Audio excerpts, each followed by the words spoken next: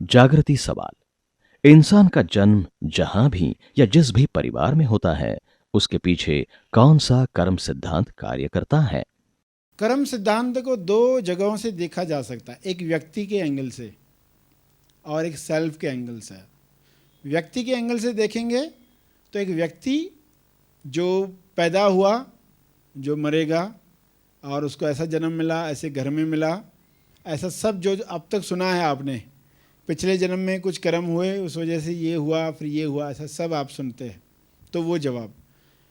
दूसरी तरफ से आप देखेंगे कि व्यक्ति कहाँ है, सारे कर्म जो हैं सेल्फ के हैं।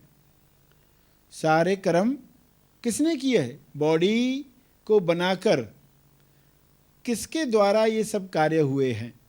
तो देखोगे कि सेल्फ के ही कर्म हैं। आज तक जितने भी MSY हुए हैं सब सेल्फ के ही कर्म हैं और वो ही भुगत रहा है। जो भी अच्छा बुरा चल रहा है भुगत भी वही रहा है और कर्म भी उसी से ही हुए। तो वहाँ पर व्यक्ति की परिभाषा ही बदल जाती है। तो फिर वहाँ से देखोगे तो क्या होगा कि जितने भी शरीरों में अनुभव मिले हैं अलग अलग, सेल्फ क्या चाहता है? अलग अलग MSY से अलग अलग अनुभव लेना। जैसे एक मटका है जिसका मुंह छोटा है, आप अंदर हाथ डालते हो, 5 उंगलियां हैं, पतली भी है, मोटी भी है, लंबी भी है, छोटी भी है, अंगूठी वाली भी है। तो सभी उंगलियों को आपने अंदर डाल दिया। अब अंदर मटके में अलग अलग चीज़ें हैं।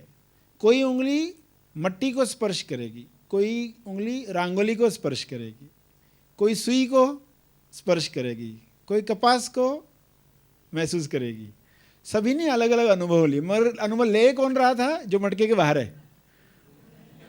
जो मटके के बाहर है वो अनुभव ले रहा है सबके। अब वो क्या करता है? जो उसने अनुभव लिए उस आधार पर दूसरा हाथ डाल रहा है, यानी दूसरे 5 शरीर है। अब पहले वाला अनुभव जो है इन उंगलियों के पास डाल दिया है, किसी में कौन सा अनुभव, किसी में कौन सा अनुभव, यानी मेमोरीज डालकर वो आगे के अनुभव लेना चाहता है। जिस उंगली को सुई लगी वो अभी जाना ही नहीं, उधर जाना ही नहीं चाहती है ना, सुई लगी है ना। तो अब आगे का अनुभव वो दूसरे शरीर से ले रहा है, मगर अनुभव वही ले रहा है। कर्म और फल सब उसके साथ है, मगर व्यक्ति क्या सोचेगा? उंगली क्या सोचेगी? ये मुझे अनुभव मिला, मैंने कौन सा बुरा कर्म किया था, ऐसा जन्म क्यों मिला मुझे? तो ये एनालॉजी से समझ में आएगा कि एक्चुअली में उसके ही अनुभव और वो अपने अनुभव आगे के शरीरों में कंटिन्यू कर रहा है। तो ये खेल चलते आ रहा है।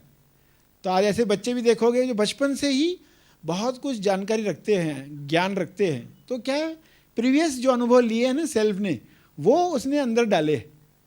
तो कोई बच्चा बचपन से संगीतकार है, बचपन से गायक है, बचपन से ही उसके अंदर इतनी क्वालिटीज़ है, तो ये क्यों हो पा रहा है? क्योंकि उसमें वे अनुभव डाले गए हैं, सेल्फ यूज़ कर रहा है उसने आज तक जो अनुभव लिए। और नया विकास आप देखते आ रहे हैं ना, आज विकास की तरफ ही जा रहा है ना।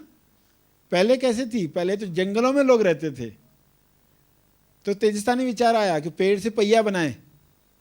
पहिया बनते ही कितना फास्ट हो गया ट्रैवलिंग, आना जाना, वरना एक जंगल को पार करने में कितना समय जाए। तो एक एक तेजस्तानी विचार से एक एक चीज़ क्रिएट होती गई।